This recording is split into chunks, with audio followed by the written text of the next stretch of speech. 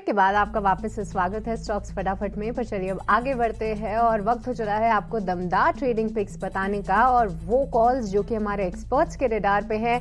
और शुरू करेंगे पावर प्ले सेगमेंट। तो पावर प्ले सेगमेंट में अब हमारे साथ कुणाल और नरेश दोनों ही मौजूद हैं। और कुणाल, सबसे पहले आपके पास आना चाहेंगे, बताइए कौन से स्टॉक्स हैं आपके रडार पे? तो मिड कैप फोकस्ड रहेगा अप्रोच मेरा। दो बाय कॉल यहाँ पे रहेगा मिड कैप एंड में से। पहला रहेगा पीसीबीएल फिलिप कार्बन, बहुत ही बढ़िया चार्ट है। 190 के आसपास, 196 के आसपास ट्रेड कर रहा है फिलहाल स्टॉक।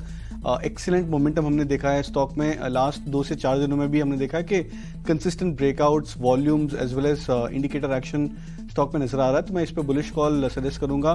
220 का यहाँ शॉर्ट टर्म टारगेट रख सकते हैं, स्टॉप लॉस 188 का। और सेकंड रहेगा बाय एनबीसीसी। क्या काफी शानदार चार्ट बना रहा है स्टॉक।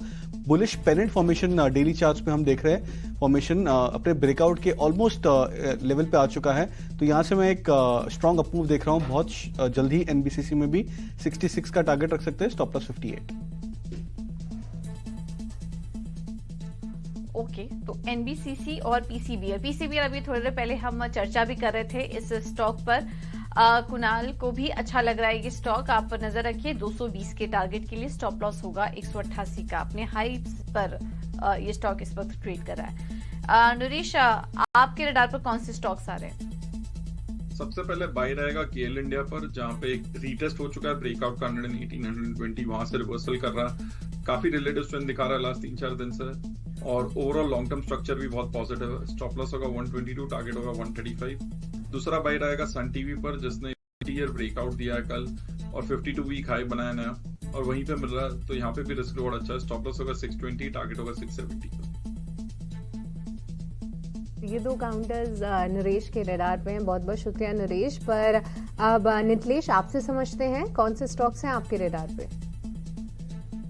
मैं इंडेक्स के साथ जाना पसंद करूंगा। इंडेक्स में निफ्टी फ्यूचर्स के साथ हम लोग बिकवाली करेंगे। यहाँ पे अगर हम लोग देखेंगे तो आवरली चार्ट के ऊपर निफ्टी में 29 सितंबर का जो एक गैप एरिया था, गैप एरिया को भी मार्केट क्या कर रहा है, हिट कर रहा है।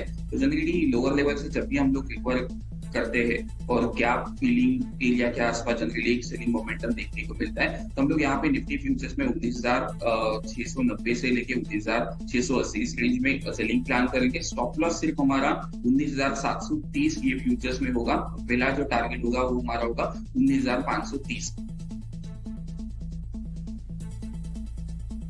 ठीक है, तो निफ्टी में ट्रेड करने की राय पर दिलेश सुझा रहे थे। निफ्टी फ्यूचर्स में इन लेवल्स पर आप नजर रखिए। आदित्य, आपने शो की शुरुआत में एनबीएफसी स्टॉक्स आपको काफी पसंद आ रहे थे। अभी फिलहाल कहां पर ट्रेड दिख रहा है आपको?